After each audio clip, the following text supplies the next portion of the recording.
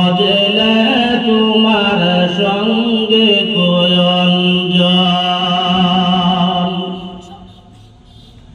হে ভাই হলার বাবা হল পর্দার আড়ালের মা বোন হল আমরা দুনিয়াতে যে যত কিছু করি না কেন মারা যাওয়ার বাদে নিজের লক্ষ্যি করাওলাদ গোসল করানোর লাগি পেরেশান হয়ে যায়, কবর খুদানোর লাগি পেরেশান হয়ে যায়, বাস কাটার লাগিয়া পেরেশান হয়ে যায়, জানাজার নামাজ পড়ানোর লাগিয়া পেরেশান হয়ে যায়। ঠিক কিনা?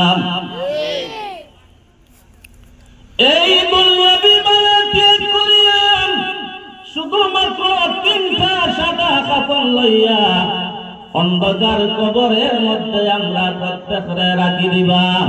যে জায়গার মধ্যে ছেলে নাই, মেয়ে নাই, ভাই নাই, বোন নাই, আদরের মা নাই, বাবা নাই, কোনো আলে আওলাদ নাই, সেই কঠিন সময়ে খেয়ে থাকবা, খেয়ে থাকবা। কঠিন সময়ে আমাদের বিপদের কান্ডারি খেয়ে থাকবা।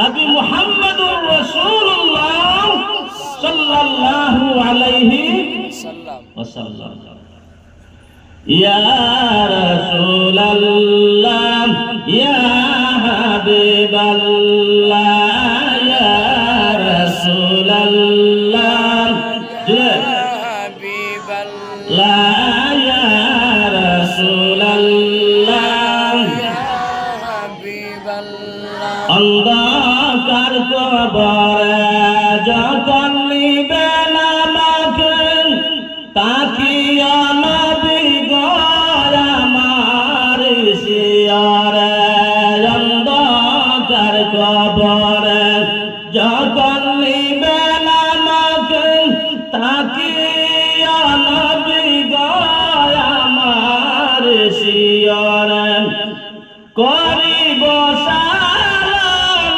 কদমে ধরে করিব কদমে ধরে ইয়া রাসূলুল্লাহ ইয়া হাবিবাল্লাহ ইয়া রাসূলুল্লাহ ইয়া হাবিবাল্লাহ মারহাবা। আমাদের বিপদের কান্ডারি খেয়ে থাকবা নবী মুহাম্মদুর রাসূলুল্লাহ। এই খবরতনে যদি আমরা সঠিকভাবে সওয়ালের জবাব দিতাম পারি, রব্বুল আলামিন নেককার হলরে ইল্লিনের মধ্যে রাখবা আর বদকার হলরে সিজ্জিনের মধ্যে রাখবা। কয়টা জায়গা? দুইটা।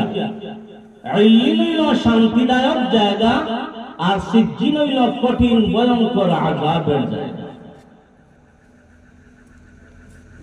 আল্লাহর হাবিব নবী মুহাম্মদুর রাসূলুল্লাহ সাল্লাল্লাহু আলাইহি ওয়াসাল্লাম যখন জাহান্নাম দেখতে গেলেন, খানের মধ্যে আওয়াজ আইল, প্রত্যেকটা জাহান্নামের দালান কুটা একই আওয়াজ দিতে আসে, আল্লাহ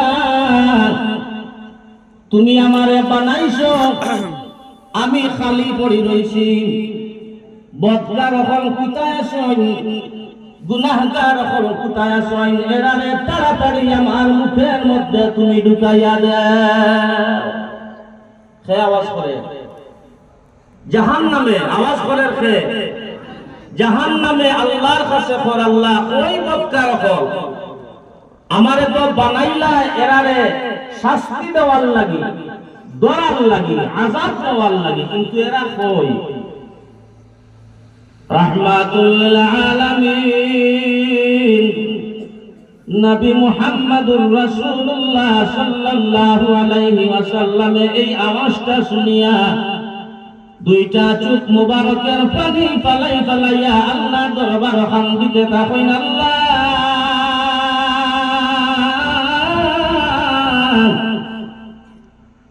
এমন কঠিন ভয়াবহ জাহান্নামের ভিতরে আমার কোন উম্মতকে তুমি ফেলাইও না। সুবহানাল্লাহ। নবীজি আল্লাহর দরবারে প্রার্থনা করছেন, আল্লাহ আমার জাহান্নামী অখলরে তুমি এই কঠিন আযাবের মধ্যে আনিয়া ফালাইও না, যে জাহান্নামে চিৎকার মারের খান্দের আবেদন করে খাওয়ার লাগি, দরার লাগি, শাস্তি দেওয়ার লাগি। আল্লাহর হাবিব নবী মুহাম্মদুর রাসূলুল্লাহ সাল্লাল্লাহু আলাইহি ওয়াসাল্লাম জাহান্নামের বিভিন্ন দৃশ্যগুলা দেখিয়া অবাক। এত ভয়ঙ্কর ভয়ঙ্কর আযাব রাখছেন কে? আল্লাহ রাখছেন কে?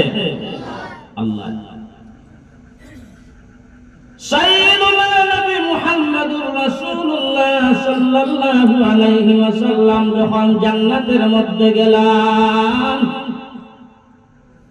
এইবার দুইটা কান মুবারকের মধ্যে আওয়াজ শুরু হইল, আল্লাহ জান্নাত বানাইলা, বেহেশত বানাইলা, আমি খালি পড়ে রইছি, এই পর্যন্ত কোনো মানুষ আমি পাইলাম না।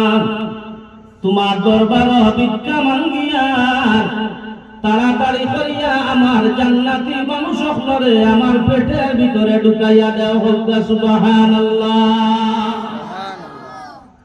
জান্নাতেও ডাকে, জাহান্নামেও ডাকে। আমরা কোনটা যাইতাম চাই? কোনটা?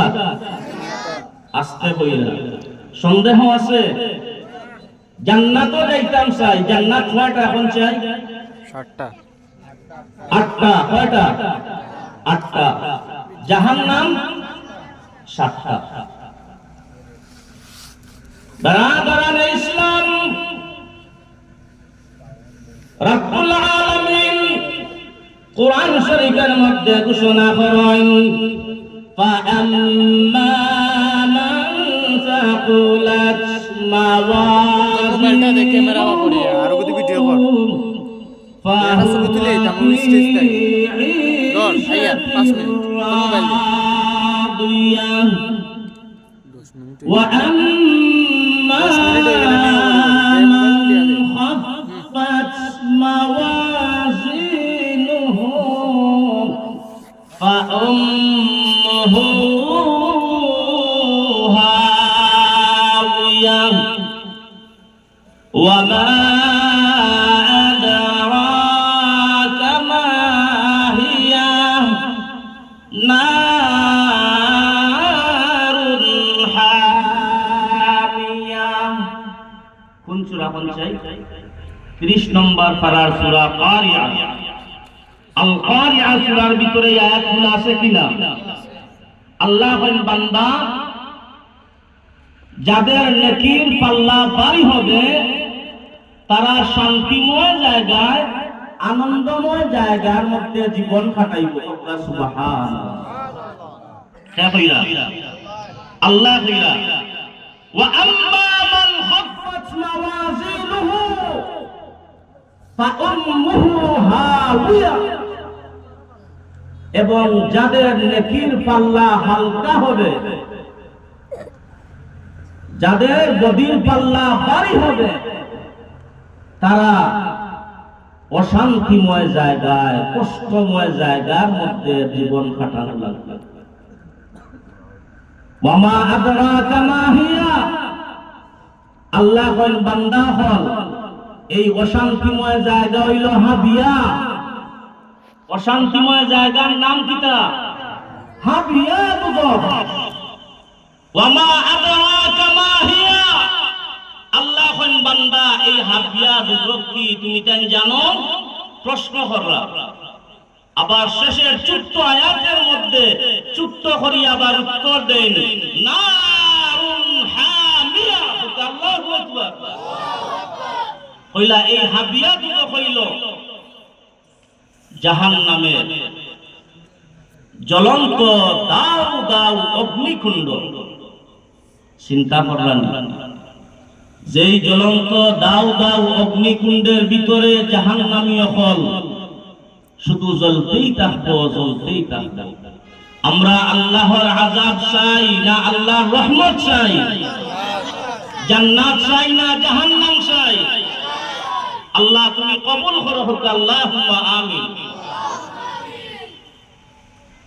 তাফসীরে রুহুল বায়ান, প্যারা হাবিব নবী মুহাম্মদুর রাসূলুল্লাহ সাল্লাল্লাহু আলাইহি ওয়াসাল্লামে বর্ণনা করেন, একজন জান্নাতি মানুষ কবরের 3টা সওয়াল জবাব দেওয়ার বাদে আল্লাহর দেওয়া নিয়ামতের ফেরেশতা